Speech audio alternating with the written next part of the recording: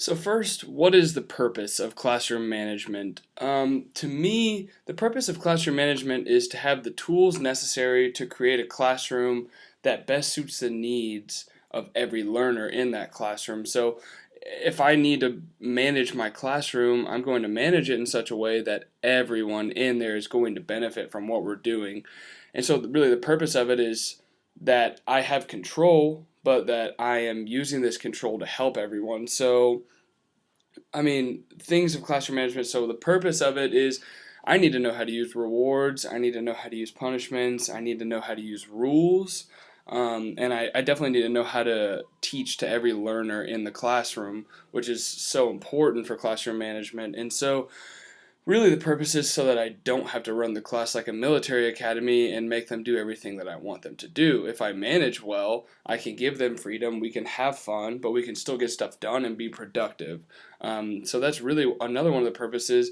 And two final purposes. The first purpose is so that students can have a voice in the classroom. If I manage my classroom correctly, they will have a voice and they'll be able to express their concerns and they'll feel comfortable talking to me. And then lastly, the purpose of classroom management is so that I can give students as much independence as I can and then pull them back in when they need to be reined in and get back to work on what they're doing. Because for me, I want to manage my classroom that I can give them as much freedom as they want and then take it back when I need it. For approach to classroom management, I think the first theory that aligns with my classroom management would be Kuhn 1970. I think overall the theory is what I will take as an approach in the classroom, but I think there's a few aspects of it that really will be something that I use in my classroom. I think the first is the ripple effect, which the Martella article defined as the tendency for primary age students to react to teachers' actions when those actions are aimed at other students. So I think the ripple effect is important because if one student is being that distracting student and distracting others, if I simply focus on him in an effective way, then I can bring everyone else in the room back to focus because they don't want to be called upon if they don't know the answer. So I think ripple effect is very important for my future classroom. Next, for Kunin, I think momentum is important. I think that to get in the classroom and immediately start doing what you're doing and not having inappropriate downtime where the students are going to lose focus is really important. You can have fun and you can take those breaks, but it's important that if you need to get something done, momentum is going to be your ally for that day. And then lastly, I think that Kunin was important for me was because of the satiation that he talks about at the end, where students feel like they can't possibly go on any further, where they feel like they can't learn anything else for that day. And I think this is important because I think students face this a lot when they're in a lecture-style classroom, and really the way to solve that is to use examples of stuff like UDL, differentiation, and engaging different learning styles. So I think satiation is important because it tells us we need to switch things up so that students don't get bored, because if they're having fun, they're going to feel like they can continue learning, which is important. The next theory that aligns with my approach to classroom management would be Dreiker's 1968. Other than just the consequences, there wasn't a whole lot that I understood about it, but the consequences part of it was something that I thought was very applicable for my classroom. So the first thing is he talks about natural consequences. So these natural consequences are things that are going to occur just naturally because of what happens. So these are important because naturally every action has a consequence that follows it, and students need to understand that. So this could be positive, this could be negative, but I just love the idea that sometimes I don't even have to punish a student. Naturally, something's just going to happen that either reinforces or doesn't reinforce that behavior. Second, from Dreiker's, I really enjoyed the arbitrary consequences as well, and I think this is applicable because sometimes there will be punishments and consequences that are not related to the action that the student did. So sometimes I won't have time to think out a punishment, and I'll just have to give them a detention. I'll have to send them to the office. And I think arbitrary consequences is also applicable because there are those emergency situations where I kind of just have to act, and it may not seem logical at the moment, but I just have to punish them in a way that aligns with the school rules, but may not align with what the student did. But I'd have to say that my favorite part about Dreiker's is the logical consequences. I think that This is something that students need to understand for the real world, that logically things are going to happen if they do something they shouldn't. For instance, if a student can't play well with others, I'm going to put them by themselves. I think that's logical until they can learn to play with others. Or if a student can't control themselves in the classroom, I think it's logical as a consequence that we remove them from the classroom. I like this because it's connected to the offense. I get to think through what kind of consequences there's going to be, and this won't always be able to happen, but when it can, I think it will teach a greater lesson and be more applicable to the real world if I'm able to connect it to what they did.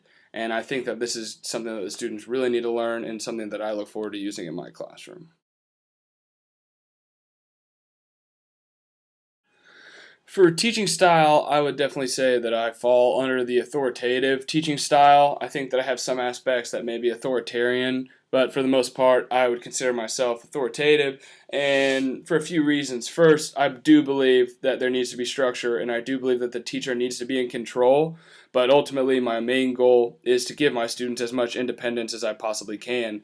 I'm not there to be a babysitter. I don't think I should have to deal with behavior issues 24/7, and I think that we could logically get to the point where they can show some self-government and govern themselves in the classroom.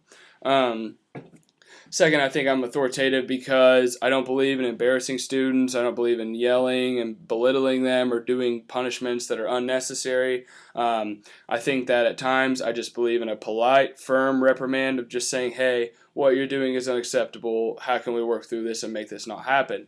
I think punishment should be logical. I think that if they do this, if they do A, B should follow. And if they do B, C should follow. I think they should be very logical, and I think that that's something that's very simple.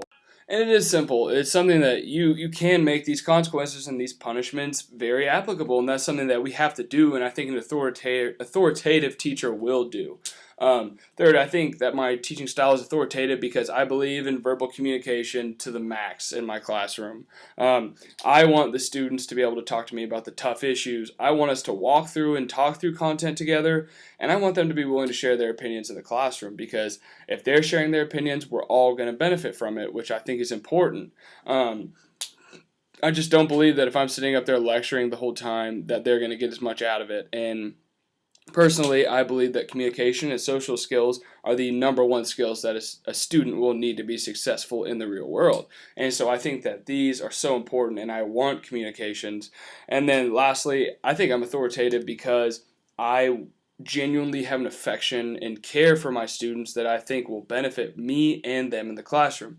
I want them to feel cared for, and I want them to know that I'm going to do everything that I can in the classroom. And an authoritative teacher does this. They let the students know that they care, and that is what I want to do in the classroom. So authoritative with a little bit of authoritarian, but authoritarian just in the extreme situation.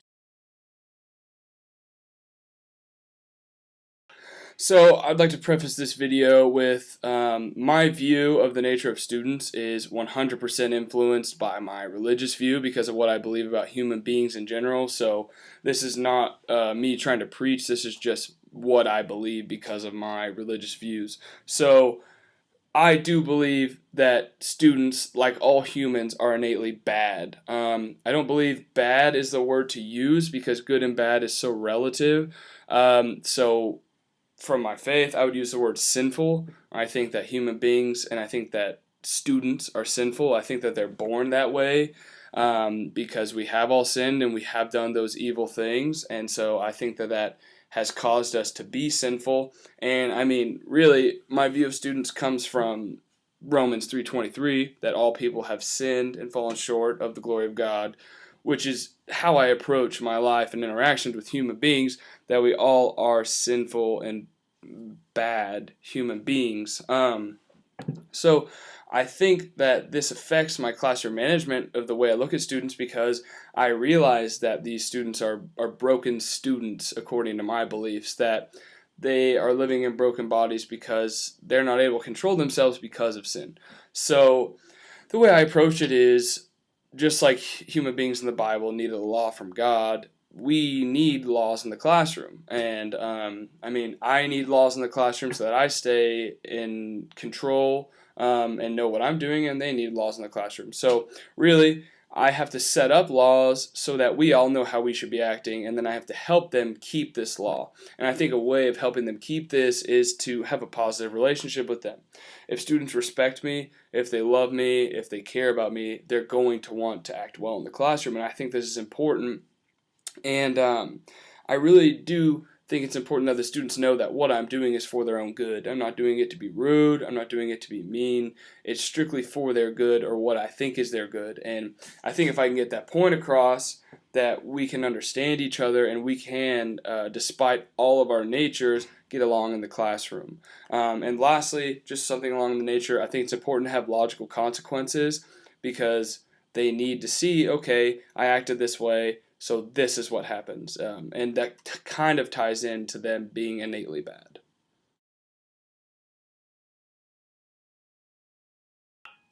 For classroom procedures, I think that rules and routines are very important in the classroom, because I think the students want to know what's expected of them. They don't want any gray area. They don't want to know what I'm not going to do or what I may do. They want to know what I'm going to do and what I expect from them. So really, from day one, I believe that I need to establish rules and routines. First, routines. I think that students want routine. They want to know what they come in, when they come in, what they need to do, how they need to do it, and it's just so important. So I'm going to show them through these routines what I expect from them, and then we will have routines for different things that we do. So I believe that we should have routines for the activities of peer tutoring, reading, doing bell work, going through doing partner work, stuff like that. I think it's so important to have those routines, because we can do these things and accomplish them without me having to re-explain them every time. But when we do a new activity, I think I do need to explain the routines to the students. The daily routine that I believe should be expected of students is bell work. I think that you need to have some kind of review or bell work at the beginning to get them focused, and that's just a routine for them to come in and realize, okay, hey, we need to come in and we need to get work done today. So I think this is very important for them to realize this. Now, for rules in the classroom, I believe that there do need to be rules. There needs to be simple, general classroom rules that everyone needs to abide by in the classroom, so that you have this form of rules that everyone knows, hey, everyone has to follow these rules. And it's not just enough to have the rules and just talk through them. I know and I believe that I need to go through and thoroughly explain these to the students, and I need to show them what these behaviors look like. So if I'm trying to teach them respect in the classroom, we need to go through a scenario where respect is shown. We need to define what respect is, and we need to talk through these, even though they are general classroom rules. I believe that I need to be overly clear. They need to be so specific and so clear that the students can't find loopholes in the rules. And I do believe that students should have the freedom to add any rules that they want. Students need to take control of the rules aspect, because if they help write the rules, they're going to keep them. If I just hand them the rules and say, hey, you got to follow these, that's going to make them not want to keep them. But if I say, hey, here's some rules that I had, what do you guys have, and what do you want to add to the classroom? They're going to take control of that, and they're going to add things because they want to learn, as long as they're going to have fun and enjoy it. And I believe that if I just hand them these rules, they're not going to want to abide by them, and we're going to have issues. So that's why I believe that they should be able to write their own rules.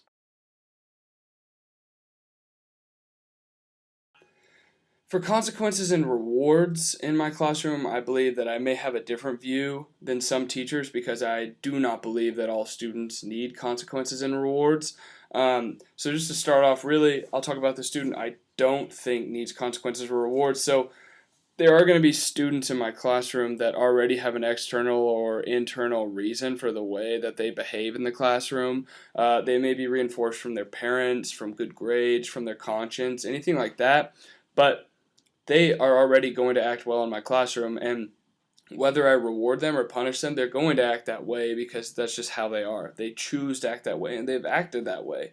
And so I don't think that they need rewards or consequences on the scale that others do, but I will reward them from time to time as a class, just because they make my life easier, and they are being good students, and they deserve that. The consequences for them really should only be natural. If they don't turn in an assignment, they'll lose points. If they don't come to class, they'll lose participation points. Stuff like that. Consequences that are just natural because of what they've done, not anything else, unless a situation arises where they do act out of character and I have to punish them. Now, that being said, there are going to be students that need a lot of extra consequences and rewards, and I believe that these students just don't have that internal or external whatever it is that causes them to act or behave in a certain way. They may not be able to control their emotions, they may not be able to act well, and they may not know how to. So for them, I really think I'm going to have to come up with a consequences and reward system on an individual basis, and I think the best way of doing this is a behavior learning contract. So we go through and I have desired behavior that I want for them. So we talk through the desired behavior, then we talk through the rewards that they will get for showing that desired behavior, but we will also talk through consequences for not showing that behavior. And I think that just talking one-on-one with the student in this situation and saying, okay, here's what I need. Now, what would you like? What would you work for as a reward for this behavior? And they can tell me, and I'll say, okay, here is my ideas for consequences. What consequences would work? What could I take from you or have you do that would work to show you I don't want to act that way anymore? And really, I think this is super important for these students because they need something there. They need someone there to help them act this way because they obviously can't on their own. But I will say, I plan in a way that behavior learning contracts are temporary. They're not forever. They're not going to travel from grade to grade. It's me saying, hey, this is what I need. Let's work for you to behave this way so that you don't have to do this in the future, because I want to help them find that internal or external thing that reinforces them to act in a desirable way in the classroom so that they can move on from grade to grade. For discipline in the classroom, I believe that preventive discipline may be the best discipline that a teacher can use in the classroom, because if you have the power to take care of a problem before it ever happens, I think that you absolutely need to do that, and you're going to make your life a lot easier, and you're not going to have to worry as much because you have things in place, you have preventive measures in place that are going to help you if you need to discipline someone. So the problem with not having preventive is that you're really going to be in a short term, like, okay, let's do this, another detention. You're not preparing. You're literally being in the situation and choosing a punishment, which just doesn't work because you're not prepared and that punishment isn't thought out or logical. So I think preventive discipline is so important, and I believe it's the most important. Is because you can help yourself run more smoothly if you prepare for these things to happen. So you can prepare a lesson to run more smoothly and keep students engaged. Or if you're going to do a lesson that a student freaks out in, you know, okay, that student's going to freak out here. This is what I'm going to do. This is how I'm going to discipline them, which is very important. And I really think that first, student choices play a huge role in preventive discipline. Students need to have choices. They're not going to act out as much as they have choices, so you're not going to have to discipline them as much. And you're going to make both of you a lot happier because they're going to be able to do more original work and they're going to be able to be more original in your classroom. Secondly, I think environment is important in preventive discipline because you can set up a disciplinary environment without actually having to discipline them. You have rules showing, they're going to show them, okay, do not do this. You have procedures in place that they know this is going to happen if you act out. Or you have a timeout corner. They see the timeout corner, and that's discipline in and of itself because it helps them know, I don't want to go there. They need to see what's going to happen. They need to see punishments, and they need to understand what's going to happen. Now, it doesn't have to be scary. You don't have to have a big sign on the wall that says beware or anything like that, but there are ways to take preventive measures to not have to discipline students as much or do a light amount of discipline. Next, I think supportive discipline is very important. I don't actually think of it as much as a discipline, but more just a support measure so that you have to discipline less. But support discipline is described by Kyle and Rogan as teaching responsible behavior, having classroom harmony, involving them in the discipline process, and I think that's exactly what it is. Um, First, for supportive discipline, I need to show these students how I want them to behave. I need to model these behaviors, and we need to go through it together. And I need to model them behaviors for them in my daily life. And then I also need to give a justification of this is the discipline that I've chosen, and this is why I've chosen it. Because I don't want them to have to question why I'm doing something. I can give a rationale, and we can talk through it, and they can ask whatever questions they want, and make it easier for all of us. So really, a lot of these students may not know what these behaviors look like. They may not know what the words mean. So if we go through and actually talk about these behaviors and I support them through these behaviors and we have some character training, I think that's going to make a huge difference for supportive discipline. Next, I like the idea of student involvement in the discipline process, and I think you can do this in a few ways. First, you can have the students decide what kind of discipline they want. You can talk through, okay, if a student breaks this rule, how should they be disciplined? And we can talk through, and they will give you disciplines that you would not have thought of that are much more successful. I also think that student discipline can be shown through peer discipline. I think that if I put students in peer groups or something like that, that they can influence each other to act how I'm wanting them to act, because one of them may have the power to act that way, the other one may not. So they can help each other out. And I think this is very, very important to give them this responsibility. But really what it comes down to is I think that support and encouragement is going to help me avoid less discipline. And I think that being a positive teacher is going to help them to want to act towards me in a positive way in the classroom. And I think that encouragement and praise over yelling at a student and disciplining them in that way is going to be much more successful. Lastly, for discipline, I think that corrective discipline is also very important. I don't think it's up there with preventive, but I think as far as in the moment goes, corrective is really what teachers need to focus on. And really, Kyle and Rogian talk about it's really just knowing what to do in the moment of misbehavior, that situation where you really haven't thought it out and it happens, or it's starting to get really heated and you don't know what to do. And so that's what these corrective discipline strategies are. So really, yeah, you need to be prepared for what you have to do in the moment. You need to understand, okay, I have these choices and this is what I was going to do.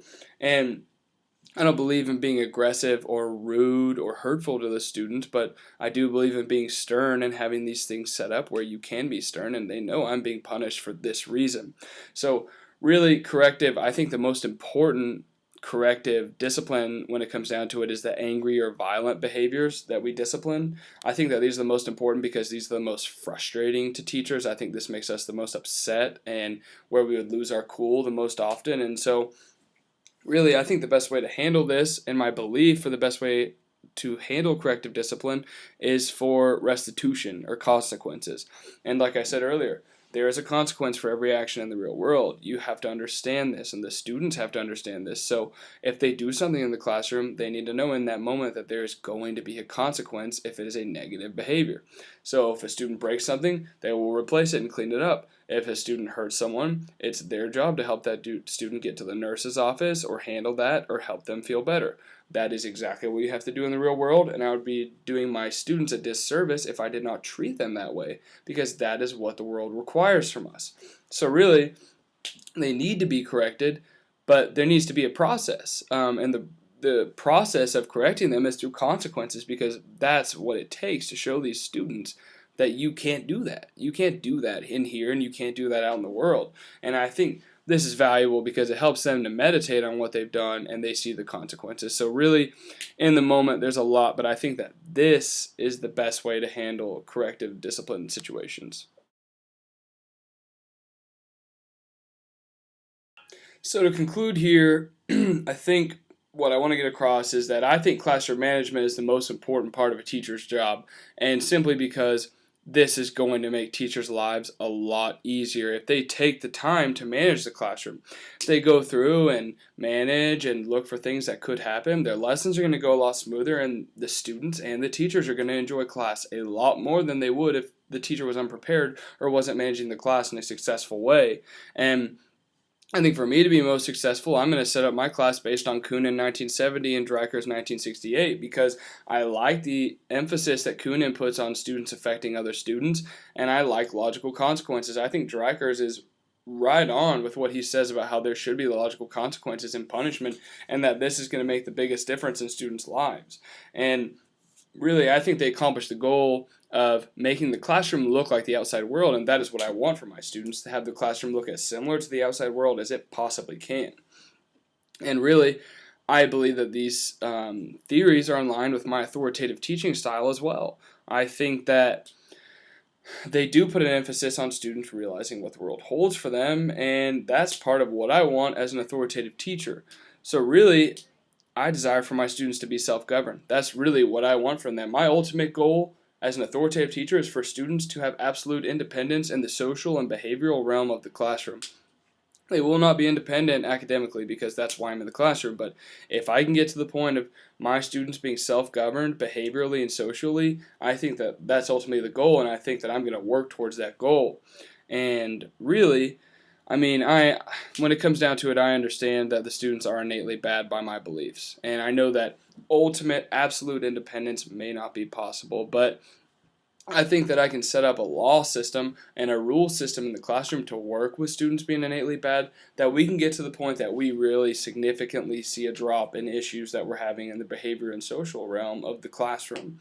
And I mean, I think this is important because these rewards, punishments, and consequences, along with these rules, can negate them being innately bad because we can work past those things. And lastly, what I covered in this was just I believe that discipline is a huge part of the classroom. I believe that preparing for situations that's going to be bad, supporting them in situations that could be bad or are bad, and then having corrective measures when situations are bad is extremely important in the classroom. Students need discipline. If you're the teacher that does not discipline them, you're not going to help them. But it also needs to be constructive discipline. It doesn't need to be something that tears them down or breaks them apart. It needs to be something that works. And so, you know what? I am the person in charge of the classroom management. I can come through and find these things and I could be wrong, but at the end of the day, I also think the students should play a part in classroom management because it's their classroom as well. And I make the ultimate rules and I make the charge and I do everything that I need to do, but they need to have a part and they need to show me how to be a more successful teacher, and I believe that they will.